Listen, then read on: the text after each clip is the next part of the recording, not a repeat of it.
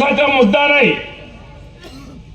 काय विकास केलं हे काही म्हणायचं नाही, परंतु शिरीष दादा हे काय धंदे करतात, हा काय करतो, याचे मुलं तिथं उभे आहेत, यांच्या पाटा पाडायला जाऊ, यांच्या असं करायला जाऊ. अरे भाऊ, तू तुझी बायको सांभाळ शकणार नाही. तर 150 किलोमीटरवर काय पाटा पाडाले. माझी जी पत्नी आहे जयश्री पाटील, हिच्या बाबतीमध्ये त्याने ज्या पद्धतीने वक्तव्य केलं, जी अश्लील भाषा वापरली, ही अंबळनेरची संस्कृती नाही.